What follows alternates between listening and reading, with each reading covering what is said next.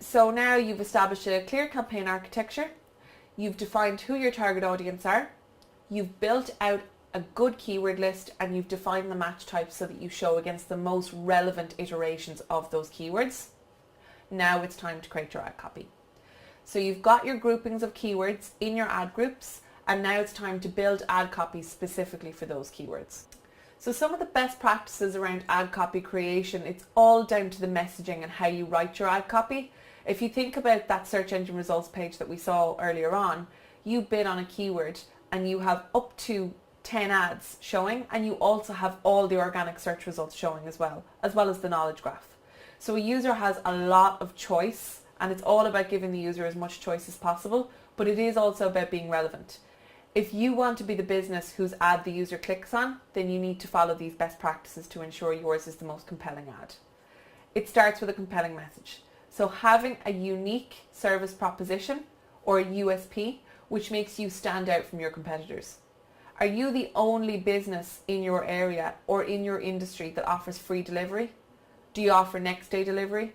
Or are you the only person who offers 365-day returns? That is something that will make you stand out from your competitors, and as a result will make a user more likely to click on your ad. Match your ad to your landing page. So we've gotten as far as the keyword research, now we're building our ad copy. We should be matching our ad to our keyword, but it's also really important to match the ad to the landing page as well. Think about the content that you've got on your landing page, or more importantly, think about the content you're putting into your ad and then choose the landing page based on that. Use a hook to get them in. Something like promotions, offers. Create a bit of urgency. Have you got a limited time offer on something? If you've only got 3 days left, then make sure that you tell them that. They're more likely to click on your ad if there's a bit of urgency.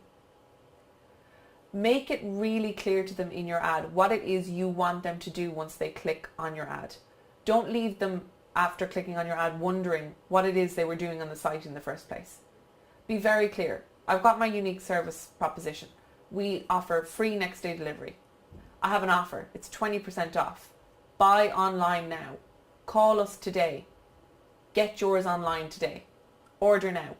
Make sure that it's very clear what it is that you expect them to do. Where possible, make sure that you create mobile specific ads. Still, not enough businesses have a good user experience on mobile, which makes consumers not trust them. Consumers shy away from making transactions or giving their details on mobile because the experience isn't good enough. If you have a mobile site, or if you have a strong mobile experience, call that out to the user. Book on your mobile now. Use our mobile site today. Use our free app today. And finally, make sure that you include keywords in the ad copy. That is the most important. If someone is searching for red shoes, don't show them an ad for blue shoes. Show them an ad that contains a keyword about red shoes. So here is a sample ad copy that I did for the Digital Marketing Institute, and we're going to look at the composition of an ad copy with relation to this sample so that you can see how it's created, but more importantly, once you've written that ad copy, how it looks in the search engine results page. So I've done a sample ad copy for the Digital Marketing Institute so we can have a look at the composition of an ad, but more importantly, how it looks on the search engine results page once you've created it. So you can see here the ad title and the 2 description lines as well as the display URL all have character limits that we must adhere to. There's no exceptions on this. The character limits do change from country to country depending on whether or not certain countries use symbols rather than letters, but in any country that uses letters, these are the firm character limits. 25 characters for the ad title, which is where I have digital marketing course, and then 35 characters each for description line 1 and 2. So depending on how the ad displays, you'll have 70 characters to work with across those 2 lines. I've spent a long time trying to get everything I want to say into 70 characters. It can be tough sometimes, but it is really important that you can be very clear and get all of those best practices in to those 70 characters. So looking at the sample of how these ads show is really important. When you create your ad in Google AdWords, it will actually show you an example of how the ad will look in the 2 lines versus the 1 complete line as you type. So you can see here I've written it's postgraduate diploma in digital marketing, apply online today. Depending on where the ad shows, it will actually look a little bit different. So just make sure that you keep an eye on how the ad is displayed as you type so that it does look and make sense to the user when it shows up on the search engine results page. So you can see that they look quite different when you've got 2 lines versus 1 line all in one. Then you've got the final URL, which doesn't come up. You only ever see the display URL, which in this case is digitalmarketinginstitute.com in the green.